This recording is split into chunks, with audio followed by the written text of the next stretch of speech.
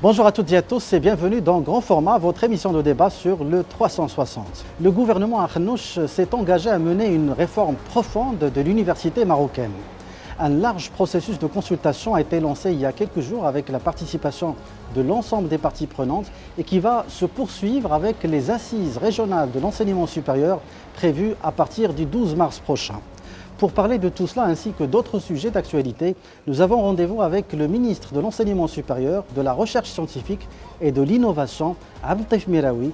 C'est tout de suite dans Grand Format.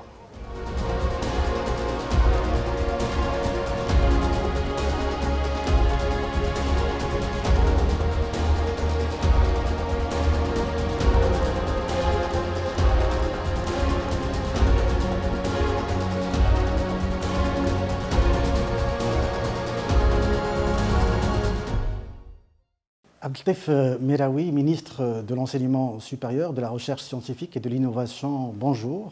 Bonjour et merci pour l'invitation.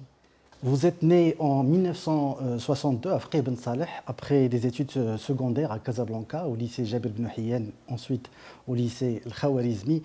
Vous vous envolez pour la France pour accomplir vos études supérieures. En 1992, vous obtenez votre doctorat en sciences de l'ingénieur à l'Université de Franche-Comté. Vous avez enseigné pendant de longues années à l'Université de technologie de Belfort, Montbéliard. Retour au Maroc en 2011, date à laquelle vous êtes nommé président de l'Université Qadi Iyad à Marrakech. 9 ans plus tard, en décembre 2020, on fera appel à vous pour diriger en France l'Institut national des sciences appliquées de Rennes. Je rappelle aussi que vous avez été membre de la commission spéciale sur le modèle de développement. Le 7 octobre 2021, le roi Mohamed VI vous nomme ministre de l'Enseignement supérieur, de la Recherche scientifique et de l'Innovation. Alors, si vous permettez, Monsieur le ministre, je vais commencer par ces affaires qui ont défrayé la chronique ces derniers mois au Maroc, connues sous le nom Sexe contre bonne note. Certains parlent d'un mouvement MeToo au sein de l'université marocaine. D'abord, est-ce que vous avez été surpris par le nombre d'affaires qui ont éclaté en si peu de temps? Et puis, au-delà du traitement médiatique et judiciaire, puisque la justice a dit son mot dans bon nombre d'affaires, quels enseignements avez-vous tirés de cet épisode? Tout d'abord, je voudrais sur ce sujet indiquer que ce phénomène d'harcèlement sexuel, mais également d'harcèlement moral, est un phénomène mondial.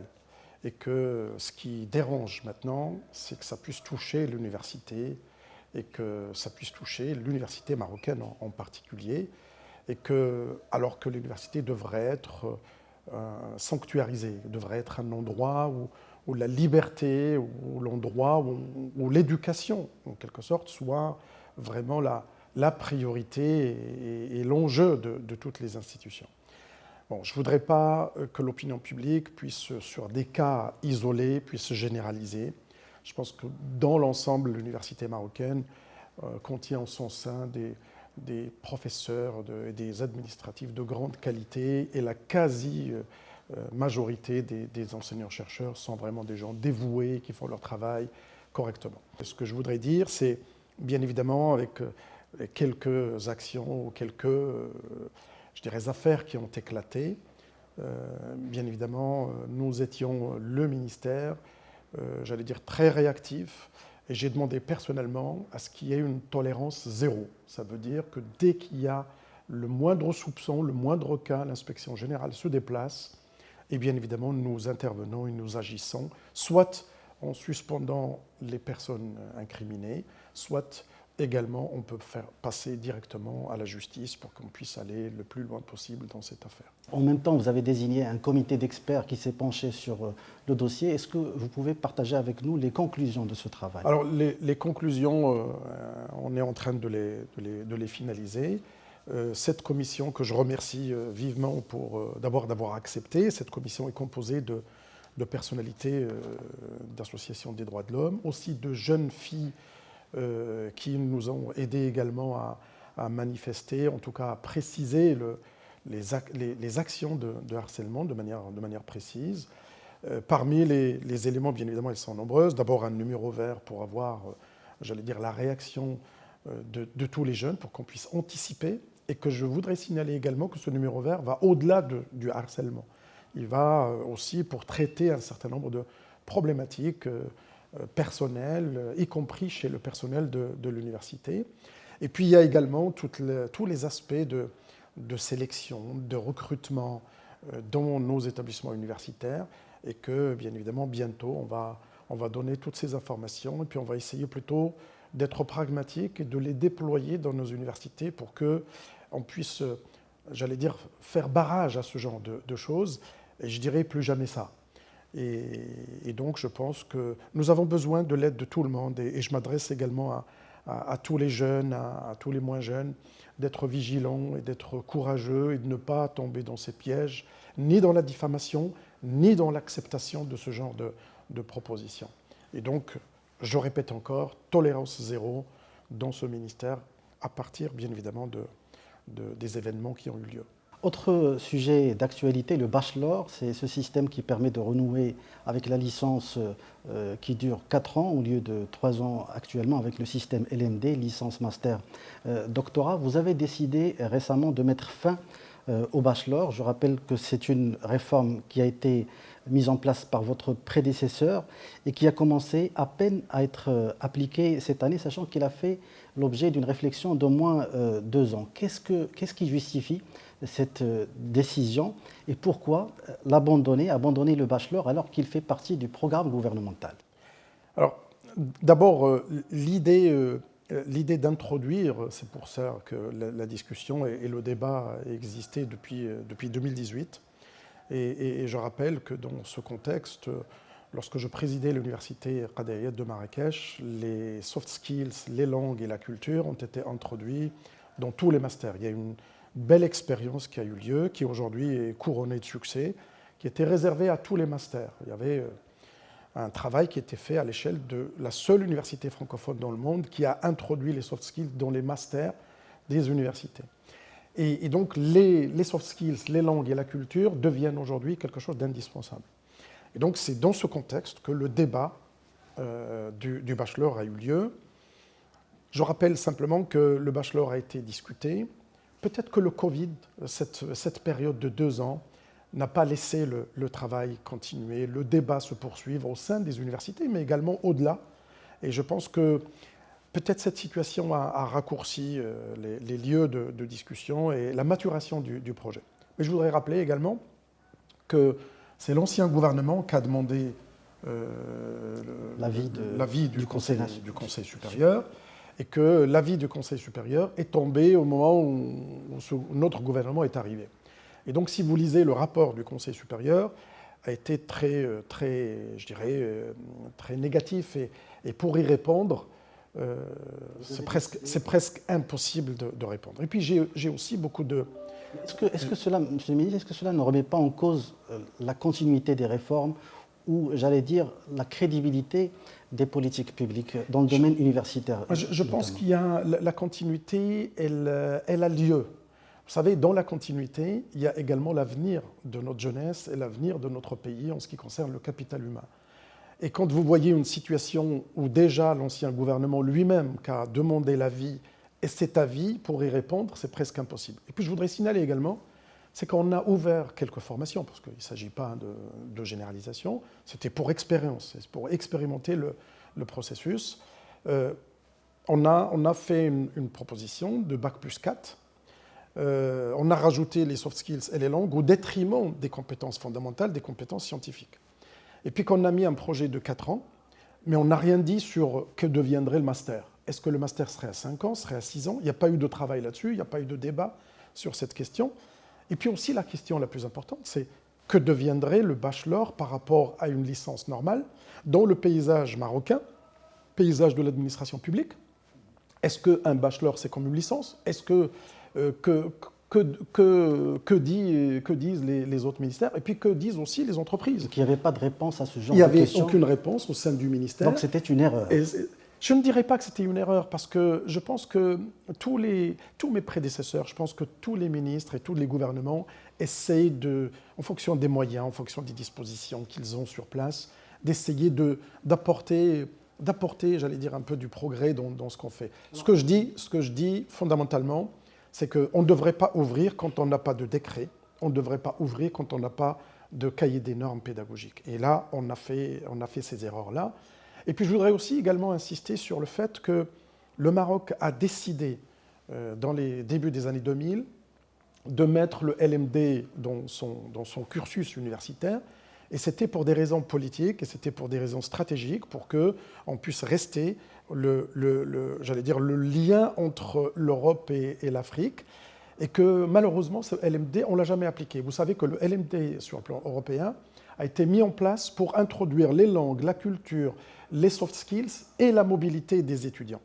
Et en réalité, au Maroc, on a simplement coupé l'année en deux pour des raisons, là encore une fois, de précipitation. Donc on a fait, et qu'aujourd'hui, il faut absolument appliquer le LMD qui marche très bien dans les pays européens, qui marche très bien dans les pays africains, et que nos étudiants doivent être inscrits, et nos jeunes doivent être inscrits dans un dispositif international, et surtout dans un lieu géostratégique qui est le Maroc, et qui fait en quelque sorte ce lien entre l'Europe, entre l'Afrique et aussi entre le Moyen-Orient. On parle maintenant de 20 000 ou plus de 20 000 étudiants inscrits dans le système de bachelor. Est-ce que vous avez trouvé des solutions à ces étudiants? Tous les étudiants aujourd'hui, je dirais à 95%, ont été basculés soit dans une licence fondamentale, soit dans des licences d'excellence professionnelle, avec les mêmes appellations, avec les mêmes titres, et aucun étudiant, finalement, n'a été en quelque sorte désavantagé.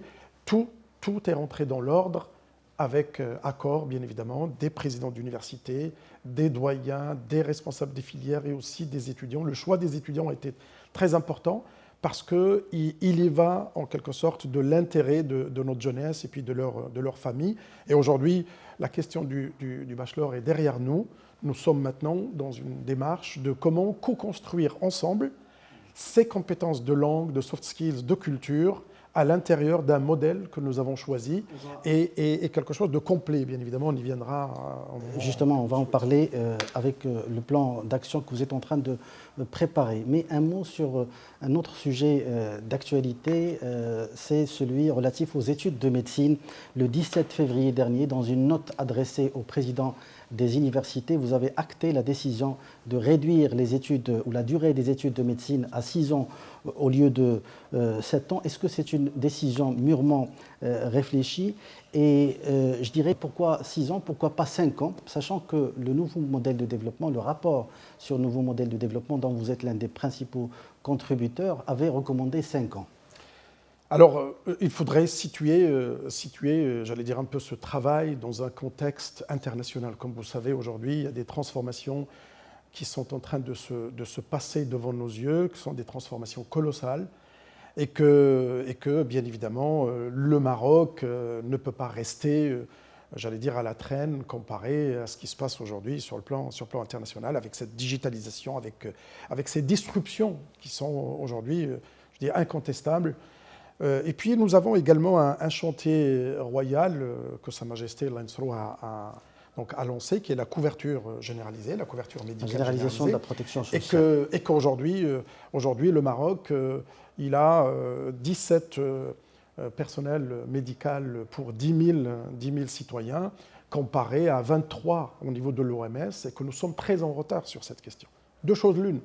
Ou alors, on va en quelque sorte faire venir des médecins et des spécialistes de paramédical de l'étranger, ou alors on est capable de former notre jeunesse pour qu'elle puisse également aussi prendre part à cet engouement et à cette ferveur nationale aujourd'hui que nous vivons. Le Maroc est un pays développé, qui le devient de plus en plus, et que nous devons absolument réagir à ces questions. Donc l'objectif principal, c'est de renforcer le corps médical. Il y a bien évidemment cet objectif, qui est aussi dans un contexte international, comme je le disais tout à l'heure, qu'aujourd'hui, quand vous regardez les pays du monde, je prends le cas les plus proches. L'Irlande est à 5 ans, l'Allemagne est à 6 ans, l'Italie est à 6 ans, je prends le Canada est à 4 ans, les États-Unis sont à 4 ans. Est-ce qu'on se soigne moins bien aux États-Unis, au Canada, en Allemagne, en Irlande? La réponse est non.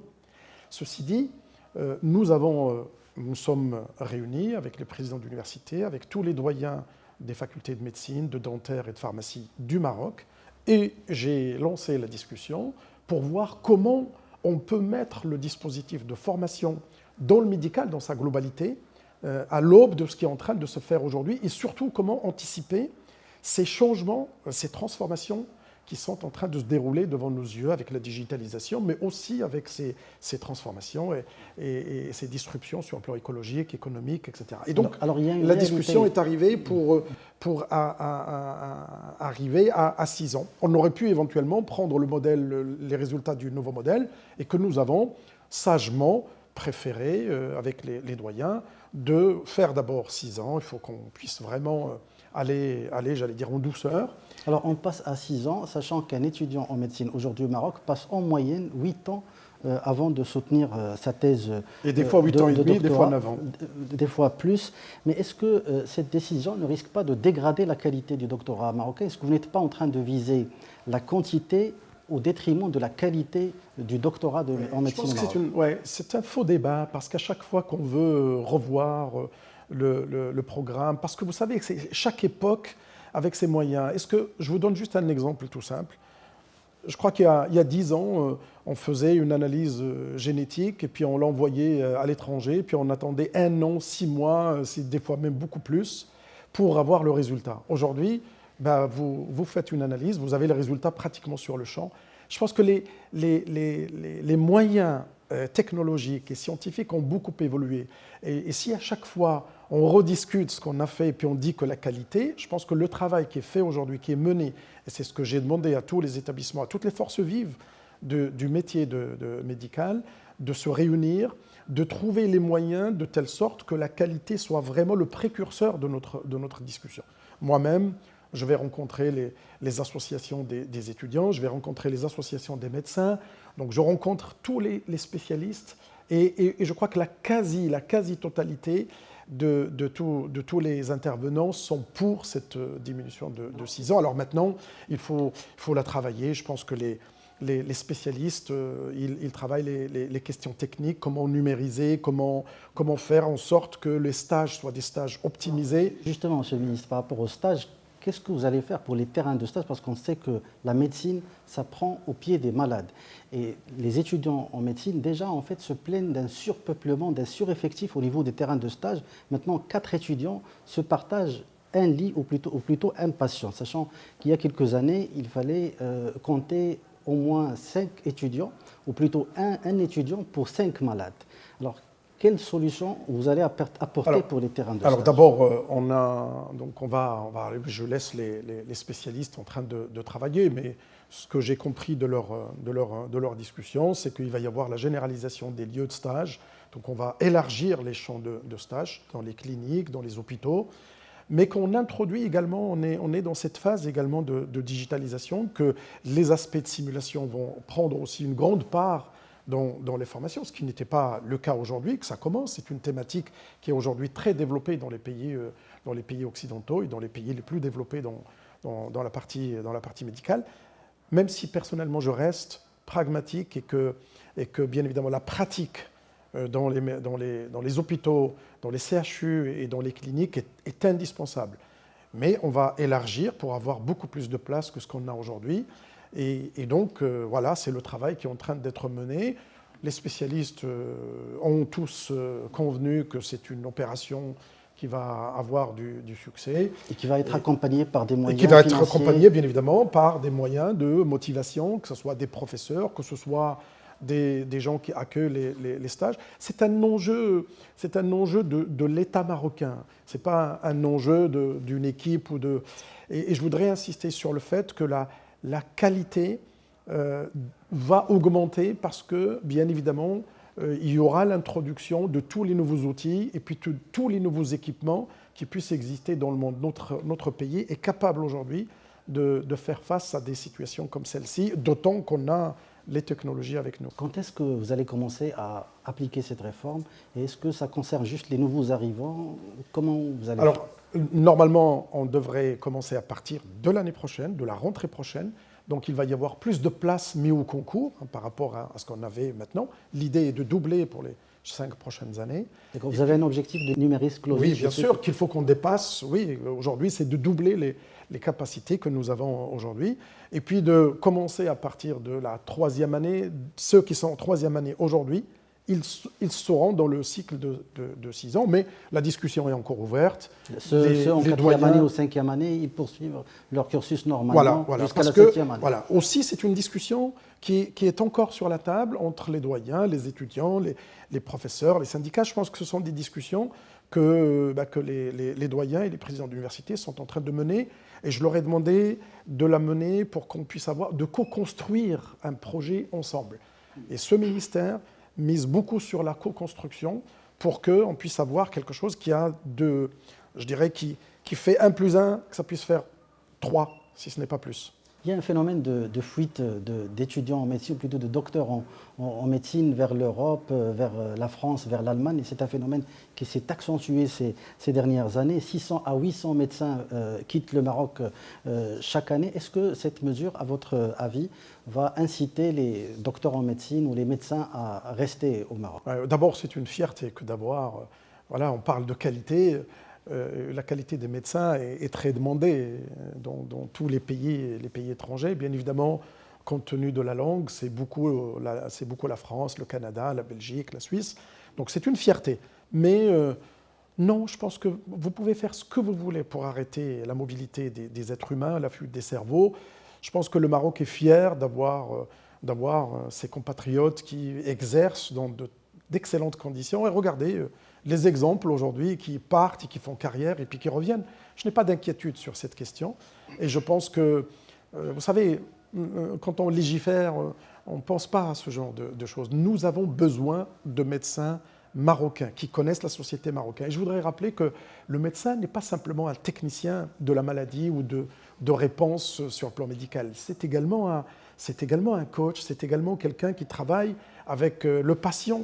Et c'est pour ça que nous voulons développer encore plus dans ce contexte où j'ai demandé à tous les doyens de travailler sur le médecin de famille. Nous n'avons pas de médecin de famille. Il va y avoir une spécialité de médecin de famille qui permet d'anticiper et qui permet aussi de prévenir les maladies parce que ça sera le médecin qui va suivre les citoyens depuis leur naissance jusqu'à leur âge avancé. La note du ministère ne mentionne pas les facultés privées de médecine. Est-ce qu'ils sont concernés? Bien sûr, tout le monde est concerné. Le même courrier est parti chez tout le monde. Et ça concerne pour le moment juste les facultés de médecine, les facultés de médecine dentaire et de pharmacie?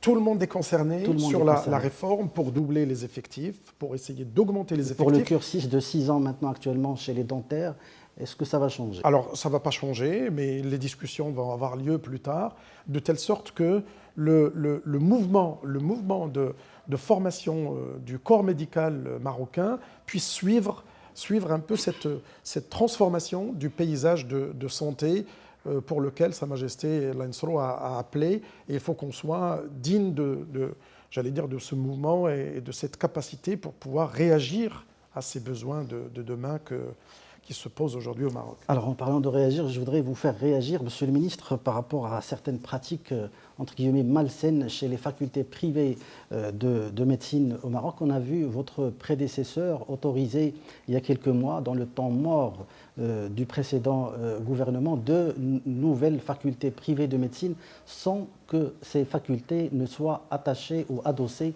à un terrain de stage ou à un hôpital.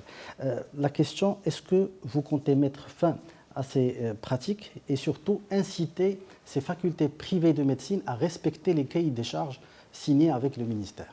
Alors bien évidemment, il y a un cahier des charges que j'ai demandé à revoir. Ce cahier des charges a été proposé, il y a des gens qui ont travaillé dessus.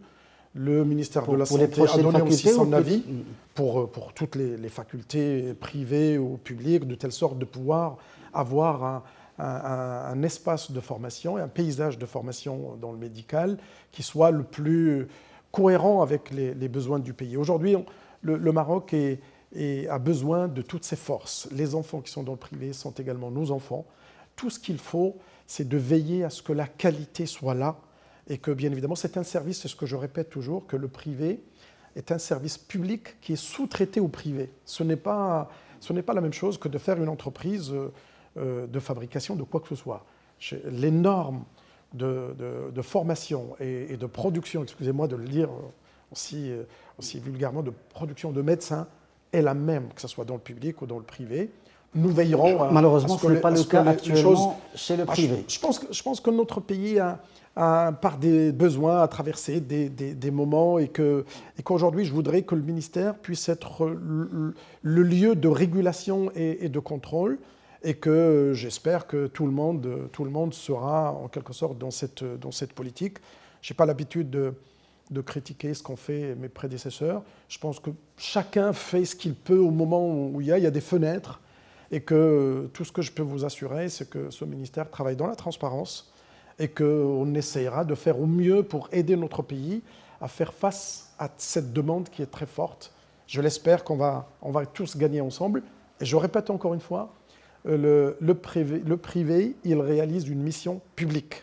Et je reste sur ça. C'est une mission publique qui est sous-traitée au privé et que le ministère continuera à suivre pour assurer cette équité, cette régulation et ce contrôle pour que le jeune médecin qui sortira de tous les murs, que ce soit privé ou public, soit exactement le même et soit digne de cette confiance de nos concitoyens.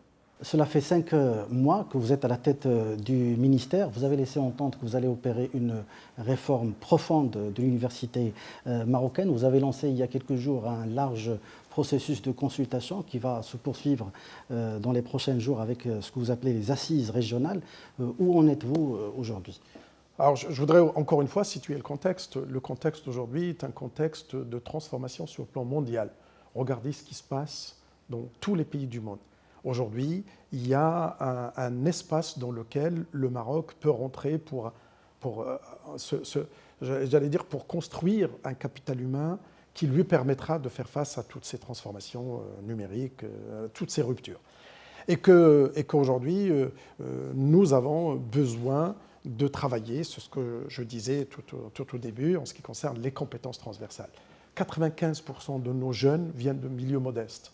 Et il faut absolument qu'on puisse leur apporter le soutien sur le plan compétences linguistiques, sur le plan compétences soft skills, power skills, sur le plan culturel, sur le plan sportif.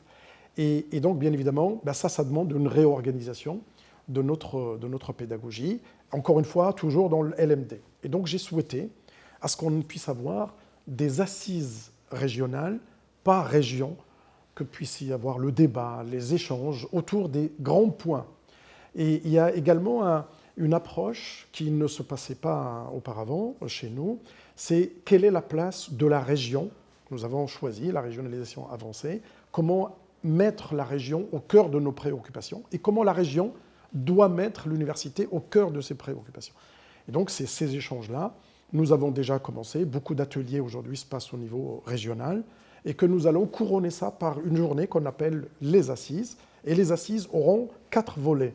À partir du 12 mars. À partir du 12 mars, ça va être Bnimlel et puis on enchaînera. Donc je serai présent à toutes les assises, avec bien évidemment les présidents de région, avec toutes les forces vives, que ce soit de l'université, mais que ce soit aussi de la région, la société civile, les enseignants-chercheurs, les étudiants, tout le monde travaille de telle sorte. C'est un travail qui va déboucher sur un pacte, ce que vous appelez un pacte. Voilà, nous avons appelé ça un pacte, donc c'est un plan d'accélération et de transformation de notre écosystème de l'enseignement supérieur. Mais nous voudrions le co-construire ensemble, nous voudrions le partager. Ça, c'est à l'échelle régionale. Et donc, ensuite, ce que je mène le ministère actuellement, c'est des échanges avec tous les départements ministériels, mais également avec toutes les fédérations, avec la CGEM, avec tout le paysage socio-économique du pays. Et ça va prendre combien de temps tout ça, fin mai, tout doit être terminé, de telle sorte que la feuille de route du ministère et du gouvernement, ça soit clair. Nous avons également, pour accompagner tout ça, nous avons une loi, la loi 0100, qui est en discussion. On a demandé à tous les intervenants de donner leur avis.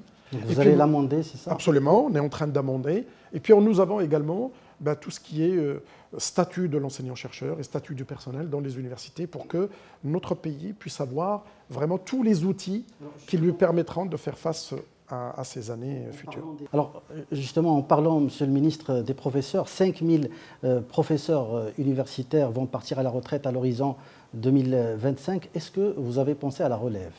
Oui, alors c'est parmi les éléments et la stratégie du ministère que nous avons évoqué depuis le début, c'était dans le programme du gouvernement et dans le programme du nouveau modèle, c'est de former des doctorants de nouvelle génération. Nous avons besoin de renouveler ce flux qui a fait le bonheur de l'université marocaine, qui était formé dans les années 80. À quoi ressemblera ce docteur C'est un docteur qui doit être ouvert, qui doit parler les langues, avec certifié dans les langues, qui doit avoir au moins séjourné à l'étranger pendant 6 mois ou 1 an, qui doit avoir les compétences de soft skills, de power skills, qui doit connaître les outils numériques pour pouvoir scénariser les enseignements, et puis qui doit être bon dans sa thématique principale, et que bien évidemment c'est ceux-là qu'on a envie, et on doit profiter, avant que ces enseignants-chercheurs de qualité partent à la retraite, c'est eux qui doivent nous former, avec bien évidemment l'appui de laboratoires internationaux, où la diaspora va jouer un rôle très important, et que tout ce travail-là doit faire en sorte que, vous savez que l'enseignant-chercheur aujourd'hui est la clé de voûte du développement du capital humain. Et celui qui sort de l'université, il peut aller enseigner dans le primaire, dans le secondaire, c'est-à-dire vous voyez bien que le cercle se referme et que nous-mêmes, dans l'université, nous avons besoin de compétences qui vont alimenter nos laboratoires et nos universités. Dernière question, est-ce que vous avez estimé le coût de cette réforme? Est-ce qu'il faut s'attendre à une augmentation exponentielle du budget de votre ministère? Alors je vous invite à regarder le projet, ou plutôt le rapport du nouveau modèle. Vous y trouverez tous les éléments, mais je pense que notre gouvernement actuel est prêt à relever ce défi, car le capital humain aujourd'hui devient le nœud de tous les développements. Regardez, le Maroc n'a pas de pétrole, n'a pas de gaz, et il n'a que les ressources humaines. Et regardez même les pays qui ont des ressources minières, aujourd'hui, ils se tournent vers le capital humain, parce que vous ne pouvez plus rien faire sans capital humain. Aujourd'hui, notre pays a réussi à développer une industrie, que ce soit dans l'aéronautique, dans l'automobile, dans l'agroalimentaire. Vous savez que Sa Majesté, il a lancé dernièrement la souveraineté sanitaire, et que, bien évidemment, ce sont des axes sur lesquels il faut qu'on se positionne. Pas simplement en termes de formation, c'est en termes de R&D, en termes d'innovation, en termes de brevets. Et aujourd'hui, les pays du Sud, dont fait le Maroc, si on peut dire que le Maroc est au Sud par rapport à l'Europe, regorge de moyens d'innovation et d'incubation. Il faut qu'on profite de tout ce mouvement-là. Et je rappelle à chaque fois qu'aujourd'hui, le Maroc a une caractéristique, a une courbe de jeunesse qui est extraordinaire. C'est là que tous les pays se sont développés. Donc cette courbe est positive et qu'il faut absolument qu'on arrive à profiter de cette situation pour que ce mouvement entre la formation, le capital humain et bien évidemment le progrès de notre pays.